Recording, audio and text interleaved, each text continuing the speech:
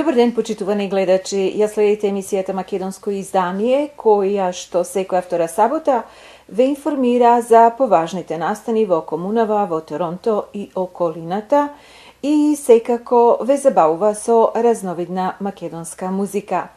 Денеска е 21 јануари 2017 година, а ова е 391-та емисија на Македонско издание. Јас сум Победа Пискачева, продуцентот и водителот на оваа ваша програма, за која, секако знаете, е независна телевизиска продукција и вашата помош за обстојувањето на оваа емисија е многу значајна. Затоа апелираме повторно да ги рекламирате вашите бизниси преку нас, со оглед дека оваа ваша телевизиска програма влегува во 4 милиони предплатнички домови во Онтарио и ви овозможува експонирање на вашите сервиси во исто толкав број на домови. На самиот почеток сакам да ви се заблагодарам што одлучивте и во ова саботно попладне во наредните 30 минути да бидете со нас. Старата нова година, исто позната кај нас како македонска нова година, традиционално беше прославена во Capitol Banquet Hall во организација на управата на црквата Свети Илија од Мисисага. Во исто време беше одбележан и празникот Василица, поради што присутните гости имаа можност да ја добијат паричката во зелникот, подготвен од членките на женската секција при истата црква. Во продолжение проследете што забележа нашата камера од овој настан.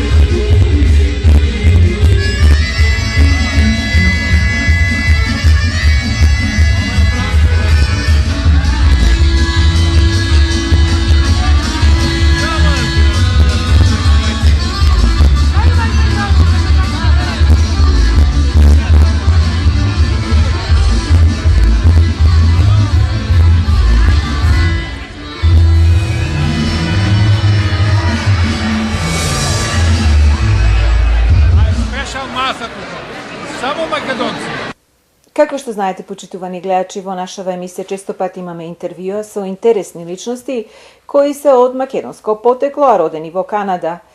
Еден од нив е професор Том Васос, авторот на книгата Destination Innovation. Во денешнава емисија проследете дел од интервјуто што го снимивме со него минатата година. We're talking to Mr. Tom Vassos, the author of the book Destination Innovation and an university professor teaching marketing and business strategies.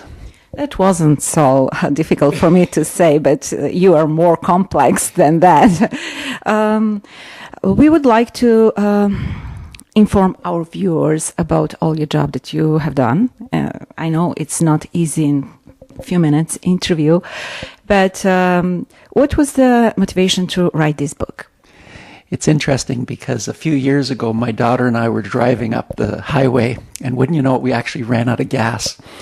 And as we're leaving the car to go get gas, she was very frustrated because we ran out of gas. And as she's leaving, she posted on her Facebook, she says, "Ran out of gas, walking dangerously up the highway, and my dad's a loser."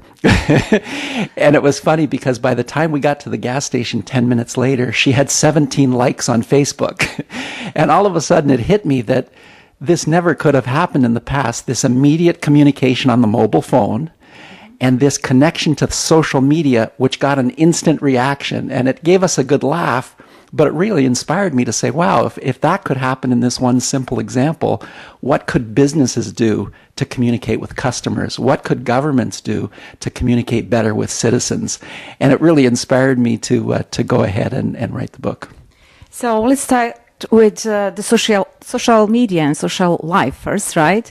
How is this taking us? Where is this taking us as human beings? Well, social media just allows people to open up their lives to others, to communicate with others. Some people are saying it's forcing them more to stay in their homes, but I would suggest it could be a motivator to connect more with friends, to go out with friends and things like that. From a business perspective, it's really transforming entire institutions, companies, how we get funding. So people are posting information, for example, to websites like Kickstarter and generating hundreds of thousands of dollars to $10 million to start their businesses. So crowdfunding of new businesses.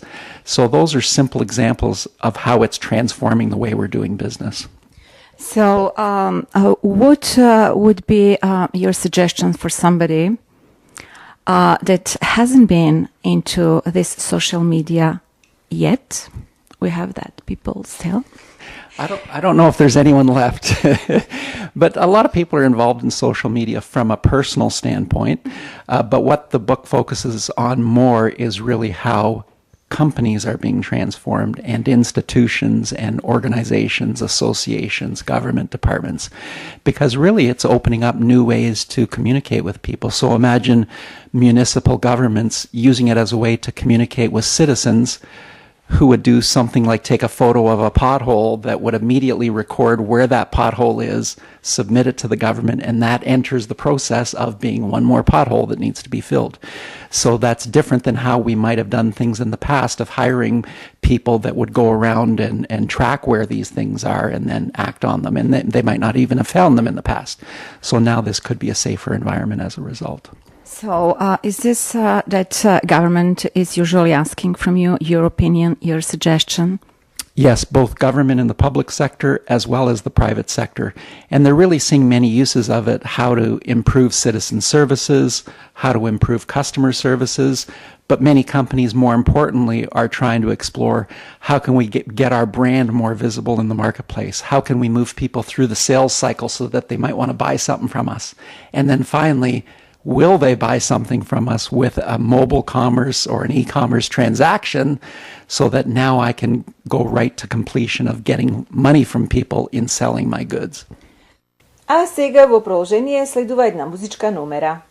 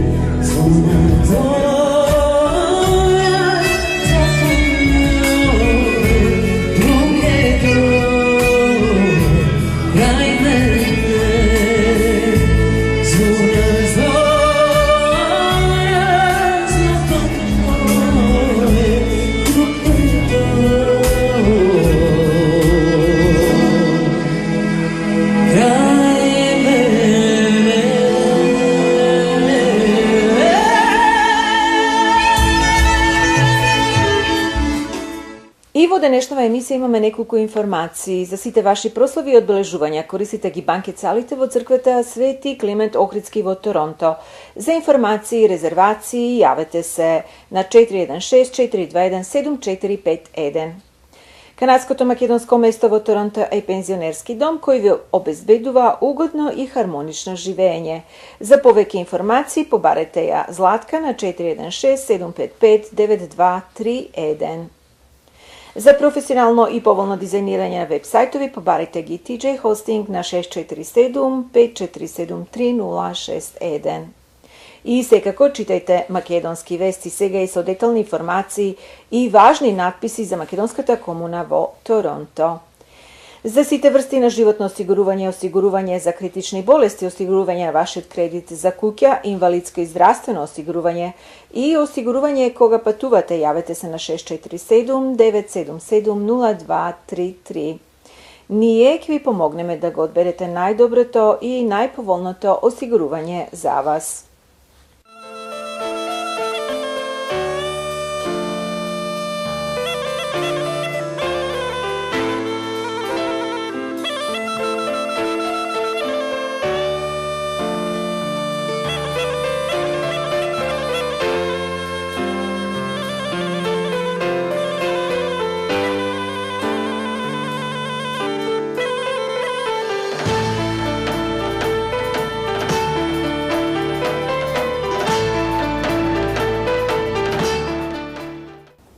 А сега, почитувани гледачи, проследете дел од документарецот Ден во Македонија.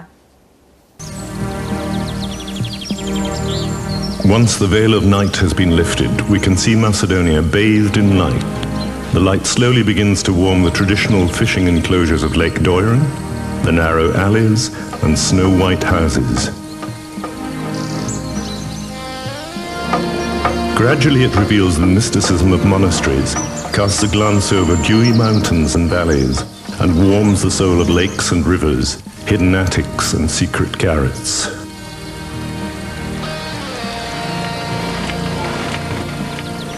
The morning is heralded in every imaginable way, by the whir and clatter of the millstone, by the rooster's crow, by the ticking of the clock, by the mysterious smell of quinces, by the echo of church bells.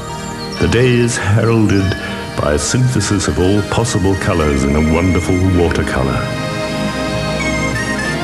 The day is born, and with it the innocent baby's smile.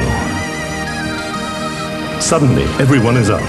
Everyone joins in the rhythm known as life. Everyone, as the saying goes, carrying his own worries and his own needs.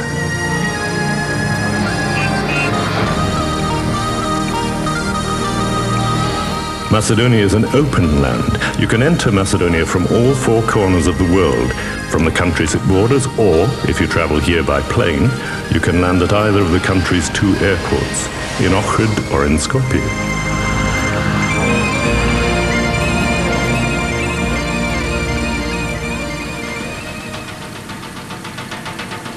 Macedonia is the bride of mythology. Its treasures are there for everyone who wishes to explore them. From the ancient past, from the womb of its soil, archaeologists have retrieved, in their full originality, the goddess of fertility, the Tetovo Maenad, the Treblinishte masks, and the Ohrid Isis.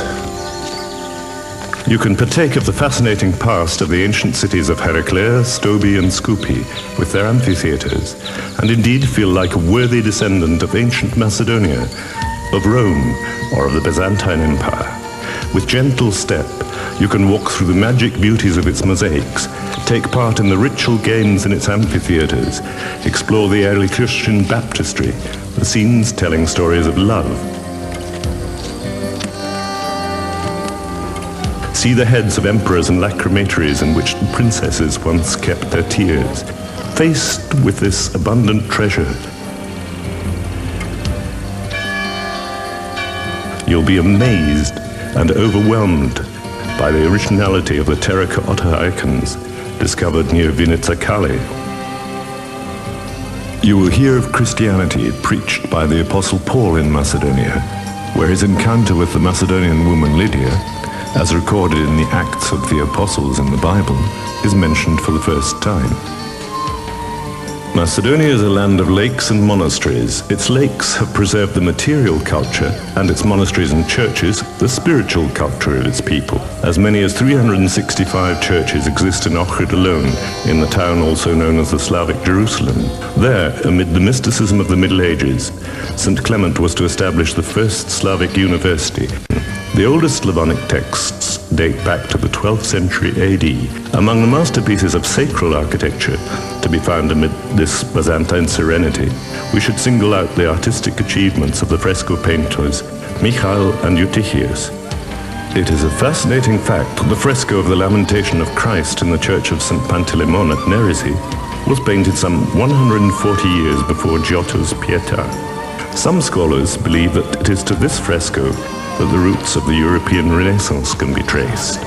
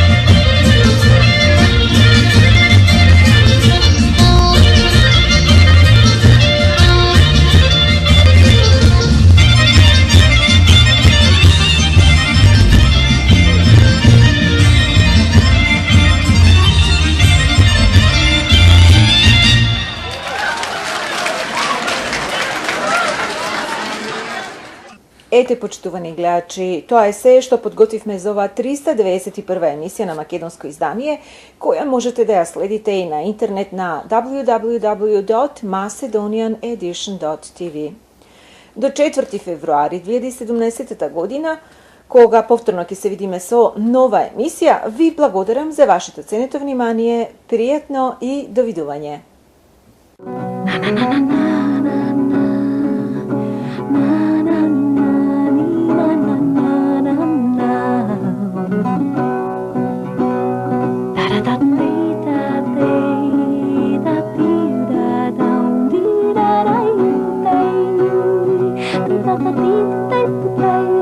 Da da